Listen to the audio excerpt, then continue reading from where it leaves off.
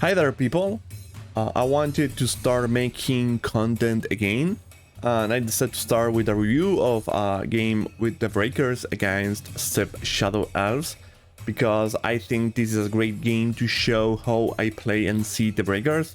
Also, I'm going to talk a little about the Breakers in general, how I play them, some values on some cards, etc. So yeah, I think this is like a great game to do that. And to start, I will say that I start this game with 5 commons in the hand, which is slightly problematic. I mean, any hand where you start with Wine Mage is a great hand, because Wine Mage is, or Push, is the most important ability for the Breakers. So you're always happy to see a Wine Mage, but you don't want to see so many commons, because the commons are the core strength of the deck. The deck doesn't have good champs, doesn't have good events, and the good is not that strong. But their power comes from having the best set of commons in the game, and the Wine Mage is the key for that. So I'm probably going to summon a Wine Mage for sure, and then maybe Deceiver and Mind Witch, or maybe another Wine Mage. But anything is fine. I'm going to keep one and discard the rest. I need to keep the hand flowing, so I can keep hands, but yeah, I can discard Wine Mage for sure, but in general you want to play every game for Deceivers, probably for Mind Witches at least, and a couple of Wine Mages. So let's go with the hand. I summon obviously the Mind Witch. The Mind Mage here is very common for me. It allows for the rest of the game for Mind Witch to have access to Push, which is what makes them so strong.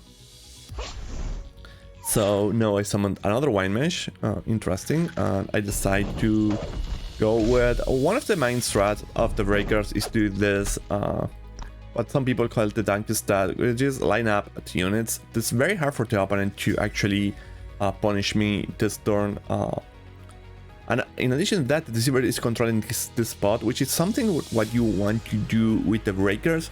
Control the summoning spots with Deceivers, be either having a unit there or just having a Deceiver controlling that spot.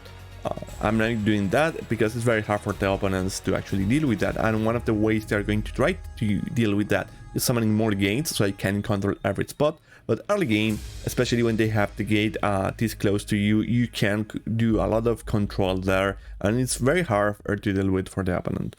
So let's see what he does, and yeah, he's summoning Knight.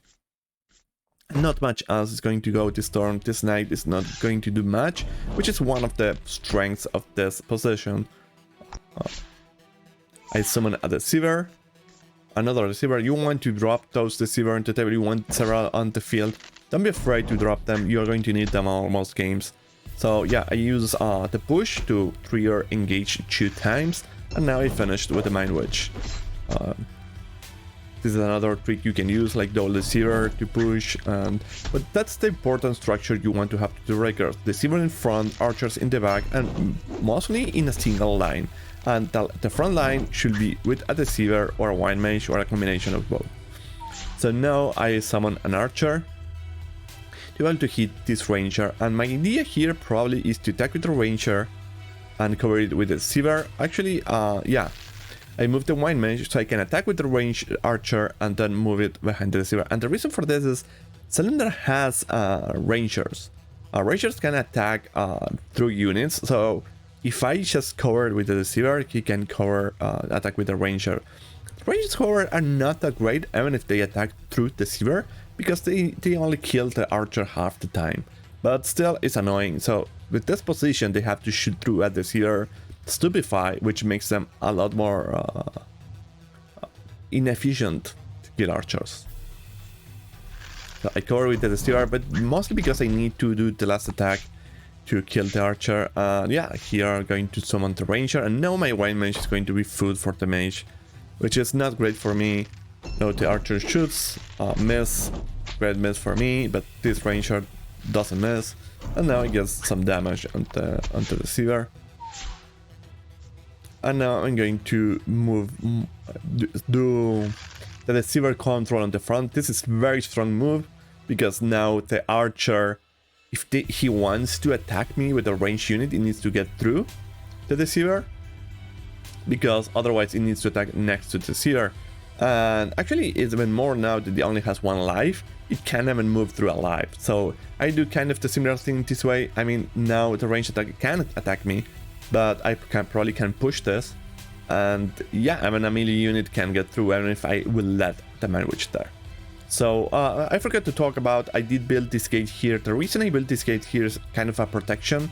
It has 2 uses. The first one is that if people once I control those 2 rows in a way, this row, I can summon archers in this position and then attack and then push them behind the gate, which is very strong. The other thing is, if the opponent tries to put a gate on this side, which is something they try to do, is I can immediately just summon a deceiver and put it there.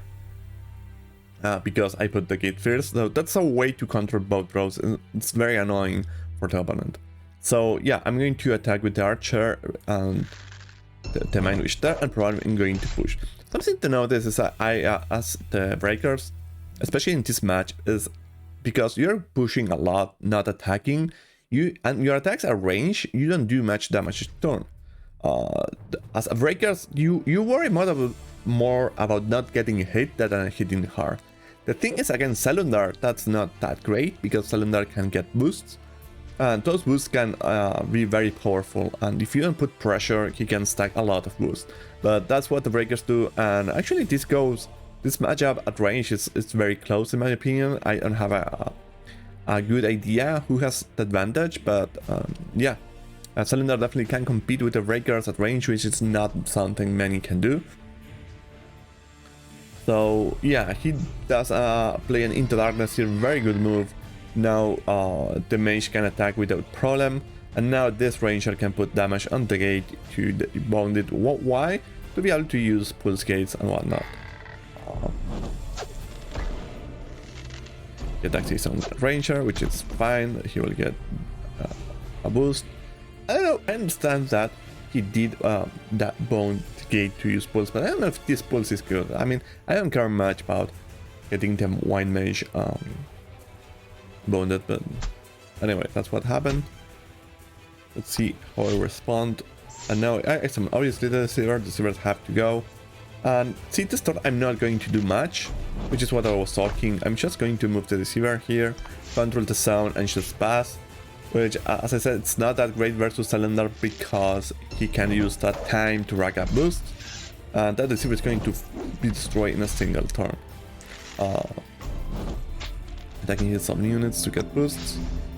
And now Kalal is going to come in. Kalal is actually my favorite champ of the Rakers, because she's not maybe the most powerful, but she's the most versatile. She's good every game. And you need to summon at least 1 champ game because your commons are cheap and you don't use your events as much, so you need to use the magic on something, and Kalal seems to be the way to use the magic. And I prefer her over other champs because she's more versatile. With that said, there are games that are right for Qualark, there are games that are right for Gul'dun, and sometimes you get Kalal early on and you need to discard her because you can afford to keep her in hand. And in those games you're going to have to summon other champs, but most of the time I prefer Kalal. Kalal is just a super strong wine mage. Very expensive, too expensive if you ask me, but she does pretty well, especially late game.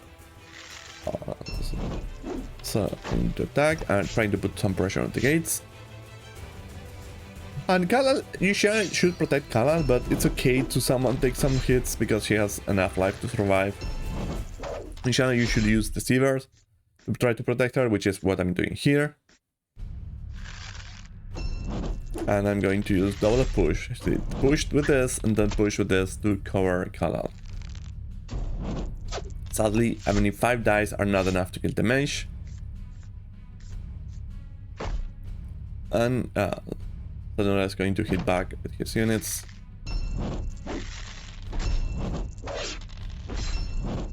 Lucky for me, the Deceiver survives. Sigil retreats. And at this point, I want to notice that I rarely use events. For the Breakers, events are not that important. They are pretty good late game, but for most of the game, they're not that great. There are uses for them, especially when you're playing other matchups where your opponent's going to be more aggressive. But when it's going to be a more slow matchup, you prefer to discard the early copies of tenants and maybe hold a few of them in hand. I'm going to talk a little more about that in the end game. But for the most part, you're not a faction that relies a lot on the events. So I'm going to keep using Kala here to kill that mage, and see, that's one of the good things about the greater push range. Now I can use that Deceiver 3 spots away to protect her. It's one of the not great things about the Deceiver. I got attacked by range, and now, yeah, that's not great because I mean, Deceiver still has 4 life for 1 magic, but it's pretty great.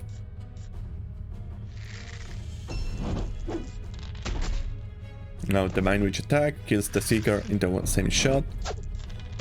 And then, yeah, I like that line of play. But that's what the Breakers are about, right? Moving your own units, the opponent units, but they don't hit that hard. But the Deceivers the Deceivers are the real heroes of the deck by preventing a lot of damage from the opponent. So I bring an Archer here, and here I'm going to use a common trick I do with Archer, which is shooting something far away and then hiding it with a push behind a gate. But at times I'm running out of Deceivers, so now I start to take hits with other units, and this is actually one of the roles of Takulu. When you start running out of Deceivers, Takulu serves as a kind of tank in the game, both because she has pretty decent life, and also because you can start controlling the units that are attacking you. At the stage of the game, controlling units is not... It becomes a lot better because you don't need that much magic. In fact, if you don't control some units, you will some games even have extra magic to spare. And you don't care that much that your opponent has extra magic from killing now the control unit, because they start running out of cards. Often they will have extra magic. So Takulu is... I say that Takulu is like the final... Every summoner for the other teams are like the leader, the support, right? It's right there for the team to lead them. Takulu is like the final boss. He doesn't do nothing most of the fight. She just watches.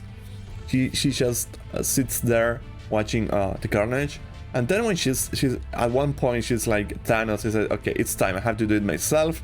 Comes out of the gates and start using her power. And yeah, that's how Takulu operates. She's actually a lot stronger at game because Capture, like I said, is strong. And actually, her events that depend on her position, like Mind Control and Hypnotic Call, right here, become a lot stronger late game.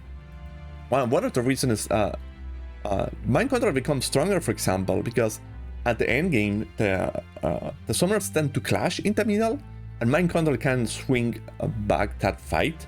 And Hypnotic Call, for example, allows you to capture some units with a lot of life. And moving units away can be stronger at game where the opponent summoner has low life, and then you can finish it off. And Save the Blast allows you to just move units and keep your opponent on his toes. That's why Takulu is more like an endgame boss than a leader. So keep going with the game. I'm going to use Hypnotic Call here to try to capture the Ranger, which is then can kill the gate, and try to starve him out of gates. I really like this play. Sadly, I missed both hits, and I'm going to get severely punished for this. Now this Archer is dead, this Ranger probably also dead, and now Selenar comes up, and you can see how Mind Control is a good start to get a good card, because I can get with Takulu in, try to capture things, push with Mind Control. Some people use Mind Control mid-game, and I don't think it's that good because it's kind of easy to play around it. For late game, it's very hard to play around it, and yeah, and this is one of the... Sorry, I want to point out this. Mind Witch is one of the greatest strength, and one I think is secretly the real star of the deck after the Deceiver, is because it doesn't only has push at the minimum, it can copy some very strong abilities like Seeker. And I'm surprised in this game I didn't do more often. Maybe I should review the game later, but I won't. seeing why I didn't use it more, but I should copy. You should try to copy Seeker, obviously, because it's so powerful, right? You get 5 attack, you faint, and almost every faction, I think, has a unit that if you copy, I mean, Fungal also, but it doesn't matter. That if you copy, Mind Witch become extremely unfair. And yeah, you should try to, for that reason, try to summon on Mind Witch every game. Coming on. 3 damage there. Nice guy. I don't know if it was right to capture there. I mean, I have Gul'dun and I want the magic, and Seeker is just... Anyway, let's see how this goes. So the Seeker comes in. Now Kalal is going to die. I don't know if it was right to keep Kalal so exposed. She's so strong and then she just goes. I think my logic was, okay, I have mind control and I'm going to punish that in some way, which is, I think it's exactly what I do here. But I don't know if it was correct. I killed the gate with my damage, which is funny. And then I tried to kill him. I fell up, but it's only 1 life, which is pretty good. But I don't have more recurses, and now I don't think I can get to Gul'dun, so now I have to play with what I have in the board. I hope it's enough. And now it comes the hit back from Cylinder.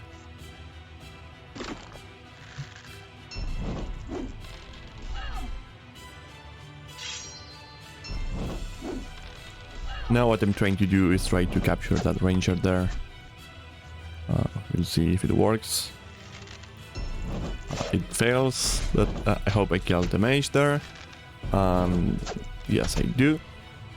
But at this point, the game is pretty much done. It's just a matter of seeing who hits better. I'm out of cards and I'm out of options. It's kind of like any game thing. Thunder is going to drive for the 5-5. Lucky for me, it misses, and now they could have finished the game, and that's how it ends. Well, thanks a lot for watching. I hope that you got something out of it. And that's it. Bye.